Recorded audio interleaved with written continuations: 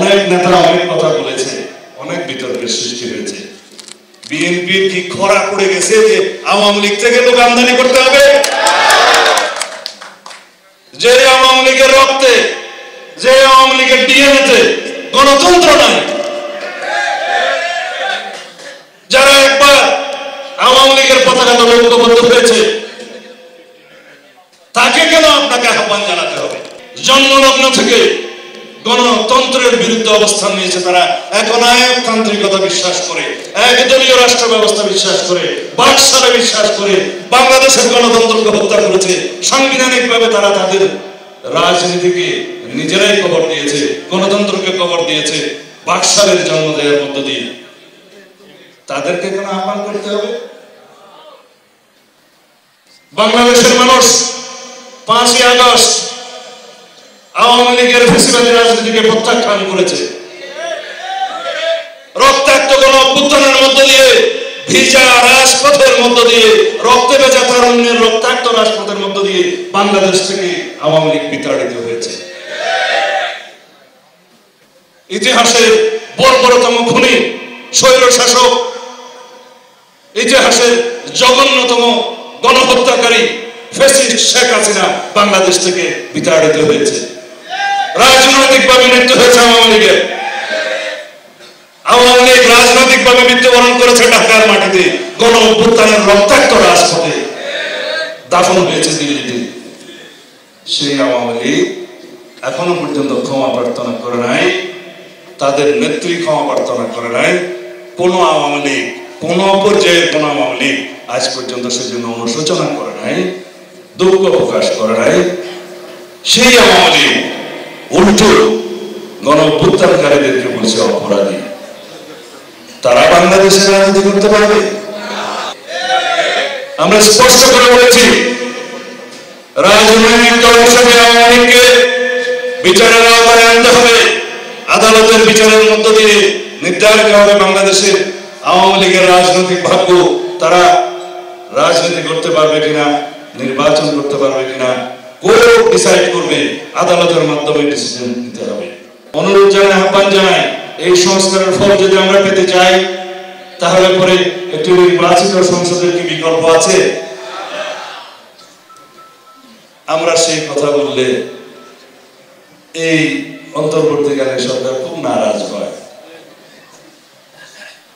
বাংলাদেশের রাজনৈতিক দলগুলো নির্বাচন দাবি করবে না, কি দাবি করবে? আপনারাই বলে দেন। বর্তমান সভ্য বিশ্বে গণতান্ত্রিক ভাবে শাসন ব্যবস্থার জন্য নির্বাচনের কি কোনো বিকল্প আছে? সেই নির্বাচনের কথা বললে ওনারা খুব গুসা হয়। কেউ কেউ তাদের মধ্যে উপদেষ্টারা আছেন, তারা বলছেন যে তারা নাকি জনগণের দ্বারা নির্বাচিত, গণ অভ্যুত্থান নাকি তাদেরকে নির্বাচিত করেছে। একজন মহিলা উপদেষ্টা বলেছেন, আমি নাম বলতে চাই না।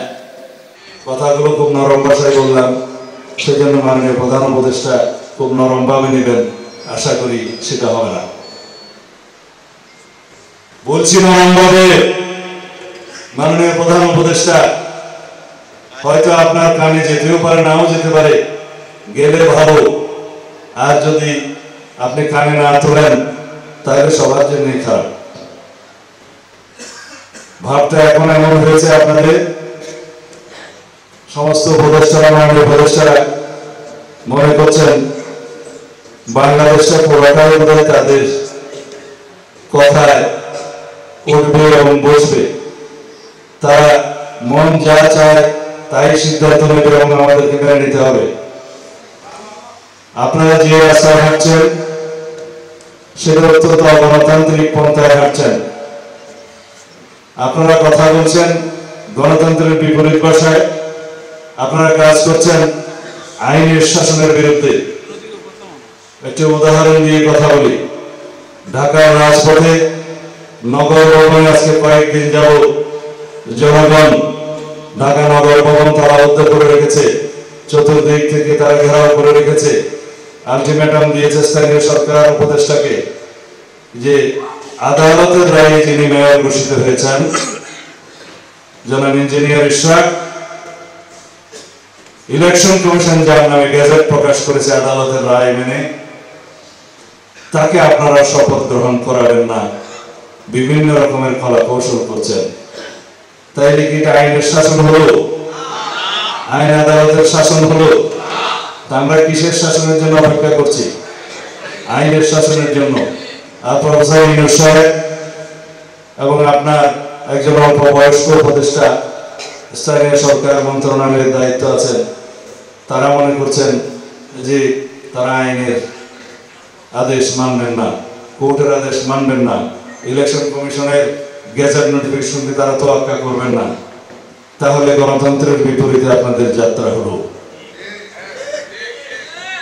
আমরা সবসময় আপনাদেরকে সহযোগিতা করেছি, এই সরকারকে সহযোগিতা করার জন্য আমরা প্রতিশ্রুতিবদ্ধ, কিন্তু তার মানে এই না যে আমরা দাসখত দিয়েছি আপনাকে যা করবেন তাই সমর্থন করার জন্য। আমি আহ্বান করছি,